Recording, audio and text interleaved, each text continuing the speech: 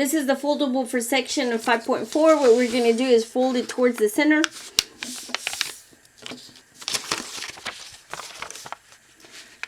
I'm not sure if I said that correctly. 5.4. This is going to be divided into two sections. This is the OR section. And what we're looking at is when it has two scenarios. So, for example, if it says x is less than 4, you're going to have an open circle at the 4, and it's going to be less than, so it's going to go to the left. And then it says or the x, and then it has a closed circle because it says or equal to, is greater than 6. So when you have these two different situations, what it means is that either way, they're part of the solution. So that's an or statement in mathematics, that both of these could be possibilities. So you write your solution like this. It's an open circle at the 4 going to the left, and a closed circle at the 6 going to the right. And this is what I would grade it on. We're not going to worry about the set builder notation, and I'm just going to write it just so you can remember. It has these brackets, and then you write an X, and you say sort of like X such that it holds these two conditions, that X is less than 4 or X is greater than or equal to 6. But that's the only time we're going to write it, because you're not going to be held responsible for it. All right, on the second scenario, we have X at the 4 with a closed circle because of that or equal to sign, and this time it's greater than, so it's going to go all the way over here. It just helps you understand later why I had to draw that line all the way to the end of the arrow. And then X, and it's going to be an open circle at the 6, and it's going to also go to the right, and it's going to go all the way over here. So what that means is that both of these situations are true. What I want you to notice is that 6 is part of the solution because of the part right here above it. That means how we answer this question, how it combines, how it goes together, is that you have a closed circle at the 4, and it will go towards the positive infinity. So this is the answer. Okay, why don't we put an open circle right there then? You can, and it won't count against you, but you need to understand that now the 6 is part of the solution. This is saying that 6 is not part of the solution. We can draw another arrow just to indicate that you drew it on the top, but it's not necessary because it's always going to go the same direction. All right, and then the last one right here, we have X at the 4 is an open circle, and it's going to be greater than. I'm going to go all the way towards the end of the graph. And then at the 6, I'm going to have a closed circle. That means that it's included because of that or equal to part. And this one's going to be less than, so I'm going to go to the left. So how do you draw this?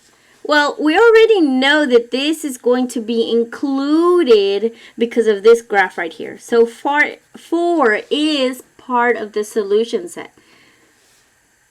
So your answer looks like this. It's everything. Everything works on this scenario. 6 is part of the solution, which is included right here. And 4 is part of the solution because it's included right here. If you would like, if it makes more sense to you, you can put an open circle on top of the 4. But it's not necessary. And you can put a closed circle on top of the 6.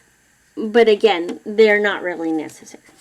But sometimes it helps students understand. Also, that would be your answer. Take a look at the scenarios inside. We have, to get a discount at the diner, you must either be less than 10. So however old you are, you have to be less than 10 to get a discount. Or however old you are, you have to be at least. So that one was that you have to be greater than or equal to 55. I want to remind you here is that if you're 10, you're already too old to get a discount. So you have to be less than 10. So you can't turn 10 yet. Okay.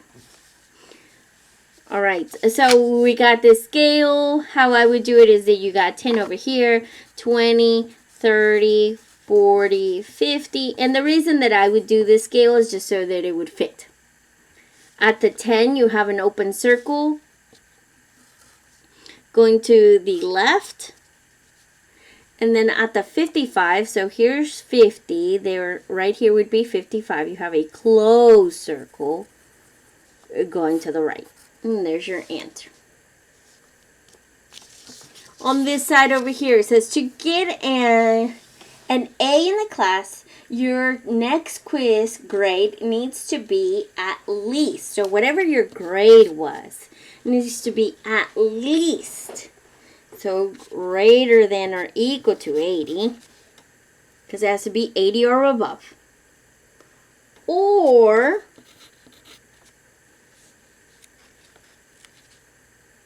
your quiz grade, whatever the quiz may be, has to be above a 90. So can it be a 90? No, it has to be above it. So this part of the solution is not included, which makes more sense when you're graphing them to understand whether they're part of the answer or not. All right, so at the 80, so we can do 50, 60, 70, 80, 90, 100. At the 80, it will be a closed circle. And it's going to go to the right-hand side. And then at the 90, it has an open circle that still goes to the right-hand side. This is where I tell you, you can write it because most students like writing it to make sure that their answer is complete. So at the 90, you have an open circle, which is not needed, because this saying that 90 is not included, but it is because of this statement right here. And it's still going to the right, but it's not needed because that arrow is still going to the right.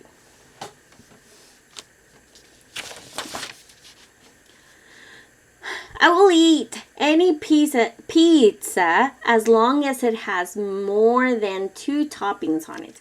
So, toppings, more than 2.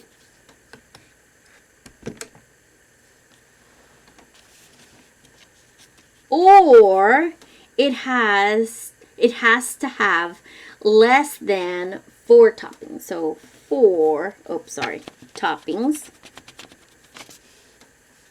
X less than 4. So I want to remind you, at the 2, so let's write 0, 1, 2, 3, 4. At the 2, it's not included, so you have an open circle going to the right-hand side.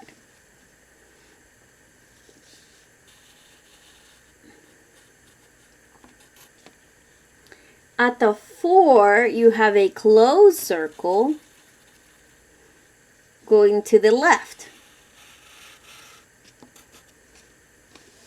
So this is how most students write the answer, but actually that closed circle is not needed because that means it is included, and then this open circle is not needed because it's part of the previous solution. So what does the answer really look like? It just looks like a line. But this is perfect. This helps me know that you understand the material. All right, so let's take a look at this. You may be in a medical emergency if your heart rate is less, your heart rate, whatever it is. If it's less than 40 BPMs or higher, so whatever your heart rate is greater or higher than 100. So let's do 30, 40, 50, 60, 70, 80, 90, 100. All right, so some of you might ask, how do I know what scale to use? It might be a little bit of trial and error for you. You might go by 5s and see that it doesn't fit. You might go by 25s and think that's too close together. So it's just a little bit of trial and error, but both numbers need to fit on the graph. And you have 40, have an open circle and it's going to the left. And at 100, you have an open circle that's going to the right. An OR statement. Okay. For it to start snowing, the temperature needs to be less than. So the temperature, whatever the temperature is, needs to be less than or equal to 32. Or the temperature, which that's something that students sometimes forget, is that you have another x because you have the statement or. So the temperature needs to be less than 30. All right, so at 32, so I'm going to do 25, 26, 27, 28, 29, 30, 31, and I didn't make it fit. Oh yeah, there's 30, and then there's, nope, 32. I gotta scoot this down. 25, 26, 27, 28, 29, 30, 31, 32. So I bet some of you would have gone by 2, and that's okay as long as your graph fits. All right, so we have at 32, we have a closed circle that's going to go to the left. And at the x, we have an open circle, closed circle at the 32. It's included, it's part of the solution, it's part of what works, is less than. So this would be an open circle. So you can tell that it's not necessary because it's already included. And it's still going to the left, so that's also not included. So this arrow is good enough. Your chance of winning a prize are greater if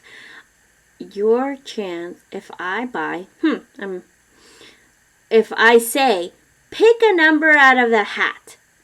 You win if the number is at least 7. So what does at least 7 mean? So whatever the number is, it can be greater than or equal to 7. Because it's at least. So anything greater than that works. Or the number out of the hat, whatever that number is less than 10. So let's do 4, 5, 6, 7, 8, 9, 10. At the 7, it is a closed circle going to the right.